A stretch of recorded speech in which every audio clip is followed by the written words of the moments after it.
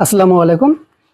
আজকে আমি আপনাদের সাথে খুব একটা গুরুত্বপূর্ণ বিষয় আলাপ করব। সেটা হচ্ছে যে শেড যখন আমরা করব, আমার শেড করার সময় কি ভুল ছিল এবং তা নিয়ে আমি কি সমস্যায় পড়েছি এবং সেটা এখন কিভাবে সমাধান করলাম সেটা আপনাদের সাথে শেয়ার করব। আপনাদের আশা করছি খুব এটা কাজে লাগবে। আপনাদের যারা নতুন খামারি আছেন তাদের জন্য খুবই গুরুত্বপূর্ণ ভিডিওটি। দেখেন, এই যে হচ্ছে আমার গরু রাখার জায়গা।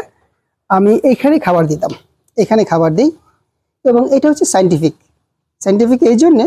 এবং গরু যখন এই নিচ থেকে খাবে ওদের স্যালারাম প্রোডাকশনটা মানে ভালো জন্মাবে, ভালো হবে এবং তার হজম শক্তি খুব ভালো হবে।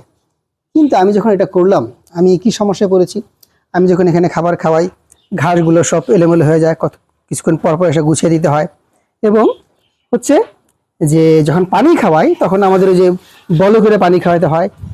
এই গরুকে খাওয়াই তো ওই গরু ফেলে দেয়, ওইটা ফালাই দেয় তো এইটা খায়, এই একটা অবস্থা। এবং এতে আমাদের খুব কষ্ট হইতো, পরিশ্রম হইতো এবং সময় যেত। হ্যাঁ, এটা যে খারাপ তা কিন্তু না। এটা কখন ভালো, যখন এখানে মনে করেন যে ঘাস খাবে এবং তাদের পেছনে উন্মুক্ত জায়গা থাকবে, পেছনে গিয়ে তারা পানি খাবে, তখন এটা ভালো। আর এখানে আরেকটা সমস্যা হচ্ছে কি, আমার যেহেতু এখানে খুব নিচু, গরু ডিঙ্গে চলে আসে, তখন আমাদের এখানে বাঁশ বাঁধতে হয়েছিল। বাঁশ বাঁধার কারণে, উপরে বাঁশ বাঁধার কারণে গরুর ঘাড়ে দাগ হয়ে যেত, খুব একটা প্রবলেম ছিল। যে কারণে আমরা একটু কালেকশন করছি।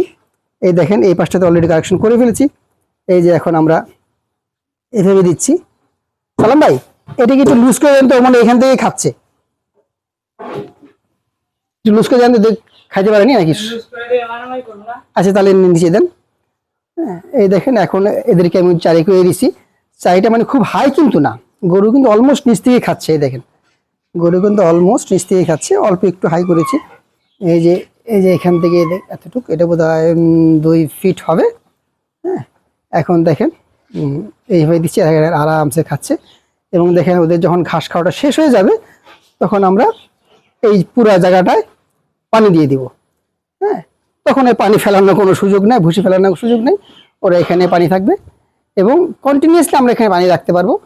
24 ঘন্টা যখন মনে চায় তখন ওরা পানি খাবে। কিন্তু এইটাই যখন আমরা বল দিয়ে পানি খাওয়াইতাম, ওই যে এক টাইম, সকাল একবার বিকাল একবার, বলে তো সারাক্ষণ পানি রাখা যেত না, ওই বল ফেলে দিত। হ্যাঁ, টানাটানি হাসরাহাসি করতো, সব সমস্যা হইতো। যে কারণে আমরা এটা করতে আসলে বাধ্য হয়েছি।